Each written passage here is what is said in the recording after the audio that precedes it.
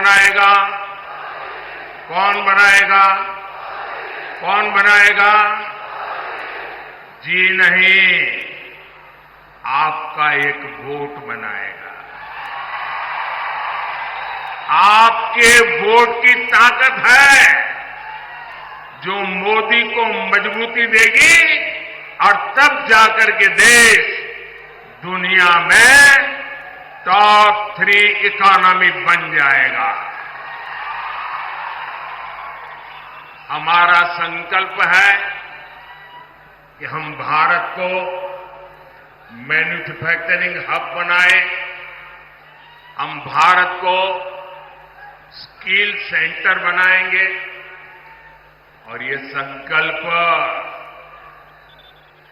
Vacation गुजारने वाले नहीं कर सकते पूरा। मौज मस्ती में जिंदगी गुजारने वाले ये काम पूरा नहीं कर सकते हैं। इसके लिए तो विजन चाहिए और विजन के लिए जिंदगी चाहिए खपाने के लिए। जब विजन के लिए जीवन खपाते हैं और जब एक लक्ष्य को लेकर, एक संकल्प को लेकर 24/7 दिन रात काम करते हैं, तब जाकर के संकल्प सिद्ध होते हैं। और इसलिए मोदी का विजन भी क्लियर है और मोदी का जीवन भी 24/7 फॉर 2047। और इसलिए आज पूरा देश कह रहा है, फिर एक बार, फिर एक बार, फिर एक बार, फिर एक बार, फिर एक बार। जरा एसपीजी वाले, ये बच्ची एक तस्वीर लेके आई है, कब से खड़ी रही है, उसकी तस्वीर ले लीजिए। बेटा please write down your name and address. मैं आपको चिट्ठी जरूर भेजूंगा। जरा उनसे एसपीजी के लोग फोटो ले लेना। आप हाथ नीचे करो बेटा, वो ले लेंगे। अब आप हाथ थक जाएगा आपका। हाँ,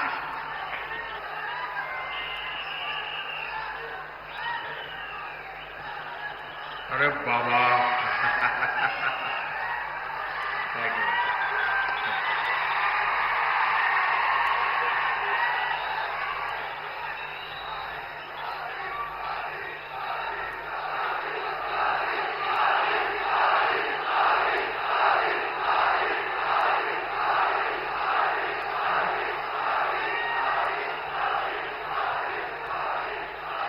साथियों, जिस कांग्रेस का एकमात्र काम सरकार में रहते हुए देश को लूटना है,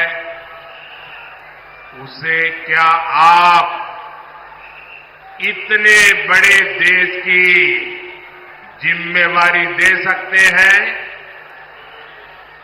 मेरा सवाल अगर आप समझ सके तो जवाब देना। जवाब देंगे? जवाब देंगे? आप मुझे बताइए, जिस कांग्रेस का इतिहास देश को लूटने का रहा है, क्या ऐसी कांग्रेस के हाथ में अब हम इतना बड़ा देश दे सकते हैं क्या? कांग्रेस के हाथ में देश दे सकते हैं क्या? कांग्रेस ने 60 साल के अपने शासन में जो उनकी पहचान बनी है, वो उनके पापों के कारण बनी है।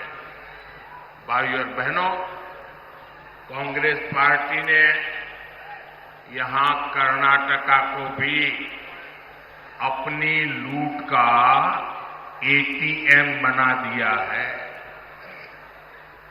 इतने कम समय में ही इन लोगों ने कर्नाटका का सरकारी खजाना खाली कर दिया।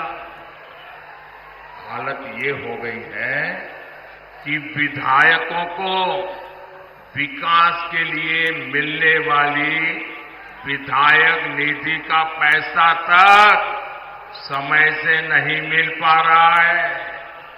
और यहां के सरकारी कर्मचारी, मैं आपको अंदर की बात बताता हूं, क्योंकि भारत सरकार के पास इनकी अंदरूनी जानकारियां होती है और मैं आपको चेतावनी चौंकाना चाहता हूं। वो दिन दूर नहीं है जब कर्नाटका सरकार यहां के सरकारी मुलाजिमों को पेमेंट तक नहीं दे पाएगी, पेमेंट तक नहीं दे पाएगी। आपके बच्चे भूखे मर जाए ऐसी स्थिति ये लोग पैदा करके रखेंगे। जनहित की ऐसी कोई योजना नहीं जो कांग्रेस के भ्रष्टाचार का शिकार न हुई।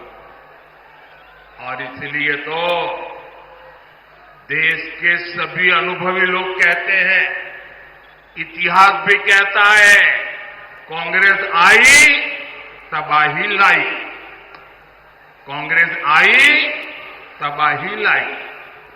साथियों, कर्नाटका में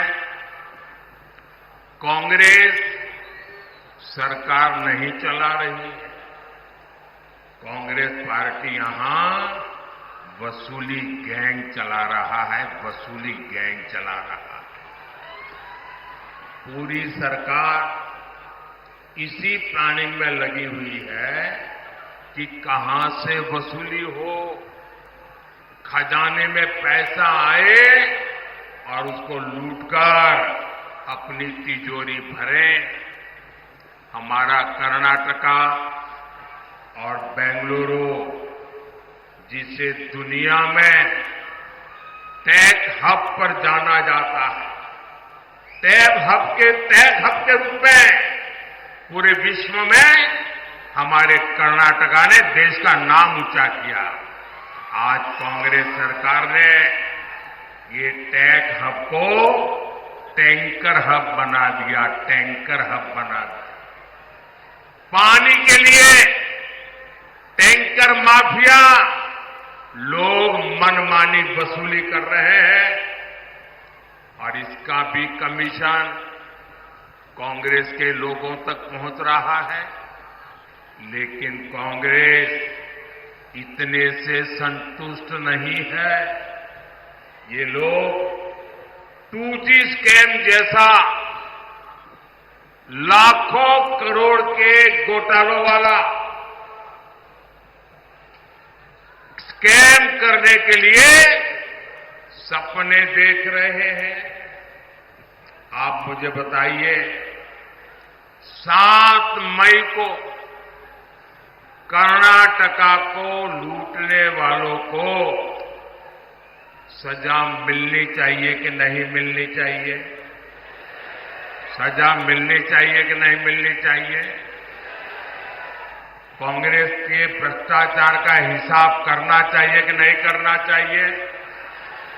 चून चून करके कांग्रेस को साफ करना चाहिए कि नहीं करना चाहिए? करेंगे? पूरे कर्नाटका में कर देंगे, हमारे बागलकोट में भी कर देंगे, पूरे इस क्षेत्र में कर देंगे।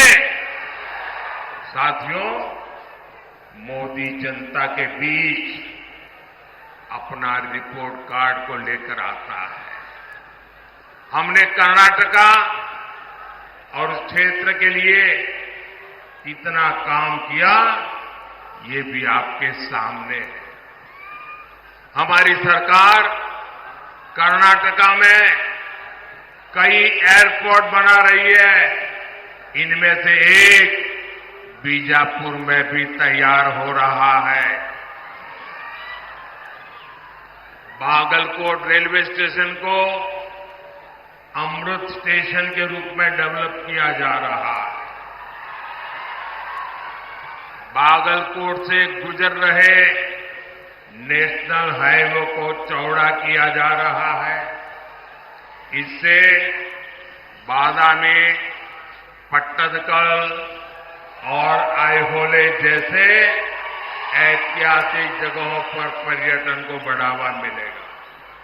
साथियों, पिछले 10 वर्षों में मोदी ने उस वर्ग की चिंता की है जिसे कांग्रेस ने बदहाली का जीवन जीने पर मजबूर कर दिया था।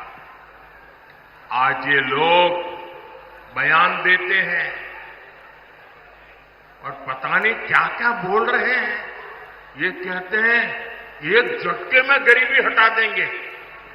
अरे 60 साल हो गए, तुम कुछ नहीं कर पाए यार, क्यों ऐसे दावे मार रहे हो? सर, इनकी कई पीढ़ियां इस बात का गवाह है कि वंचित वर्ग के लिए इनकी मानसिकता क्या रही है।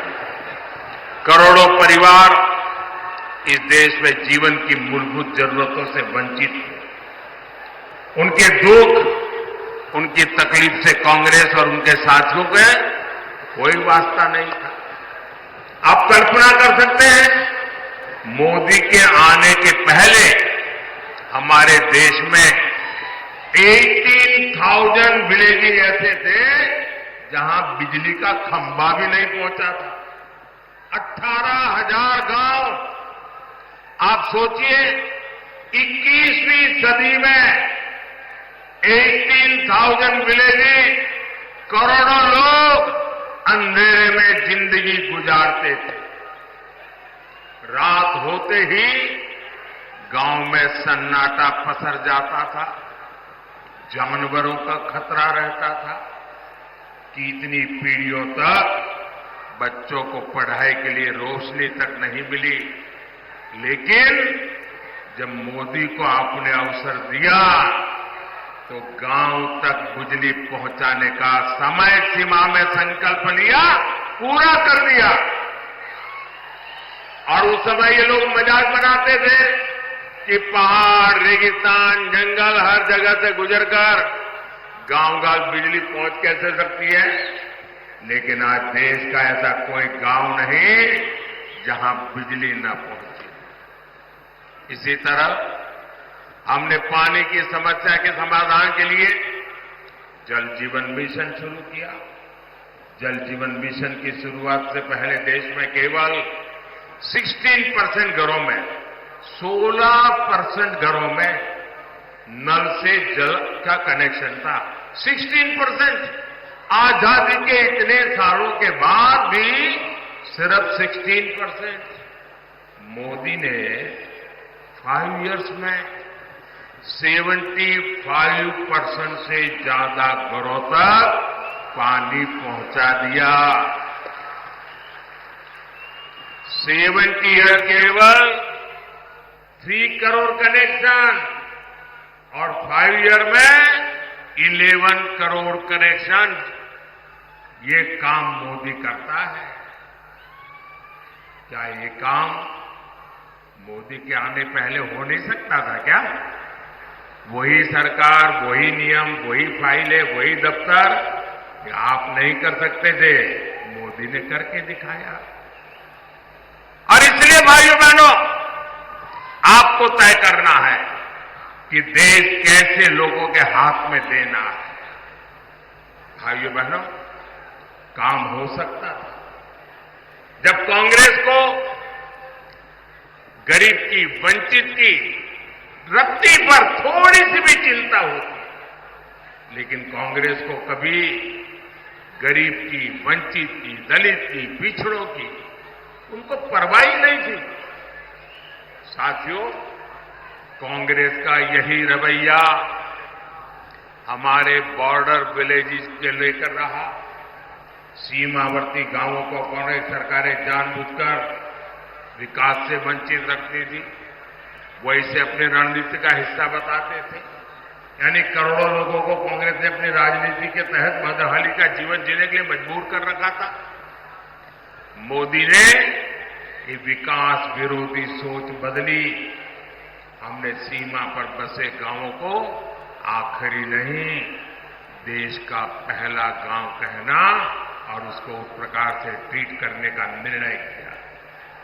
आज विकास देश के हर पहले गांव तक पहुंच रहा है।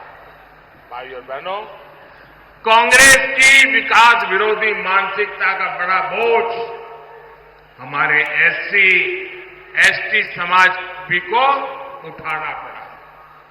एससी, एसटी समाज के लोग विकास से सबसे दूर थे। हमने आज पीएम आवास योजना के तहत 4 करोड़ लोगों को पक्के मकान दिए। 55 करोड़ गरीबों के पहली बार बैंक में खाते खुल गए। उज्ज्वला योजना के तहत करोड़ों माताओं बहनों को मुफ्त गैस सिलेंडर मिले, उन्हें धुएं से आजादी मिली। इनमें से सबसे बड़ी संख्या एससी, एसटी, ओबीसी समाज के लोगों की है। आज शिक्षा से लेकर रोजगार तक सरकार की योजना का बहुत बड़ा लाभ इस वर्ग को मिल रहा है।